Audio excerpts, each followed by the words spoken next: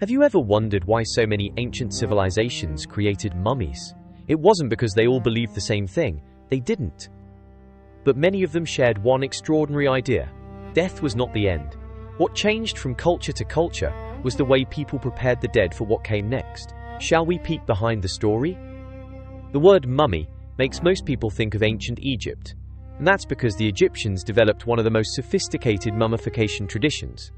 They believed that after death, different parts of a person, including the ka and the ba, continued to exist.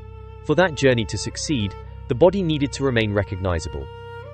They removed moisture from the body with natron, a naturally occurring salt, then wrapped the dried body in linen, often with oils and resins.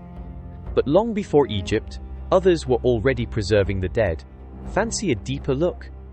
Thousands of years earlier, along the Pacific coast of what is now northern Chile and southern Peru, the Chinchorro people were already deliberately preserving the dead.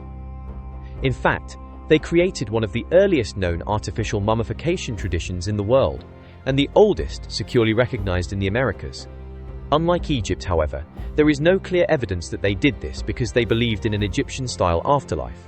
Many archaeologists think their mummies strengthened the bond between the living and their ancestors, but why they began this tradition is still debated. The Chinchorro even took some bodies apart, reinforced them with sticks or reeds, rebuilt them with clay and fibers, and shaped them into human form again. Now travel high into the Andes. The Inca did not always need chemicals or embalming tables.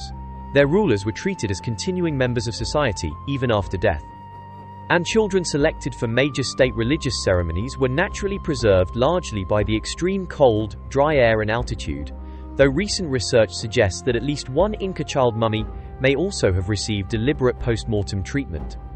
Then there is ancient China. Some Chinese burials achieved extraordinary preservation without following Egyptian techniques.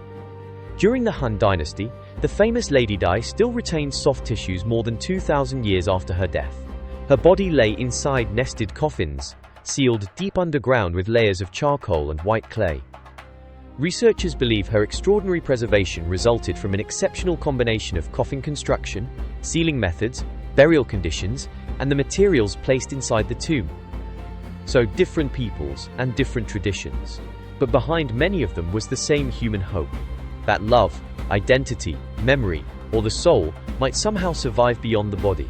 Perhaps that is why mummies still move us today.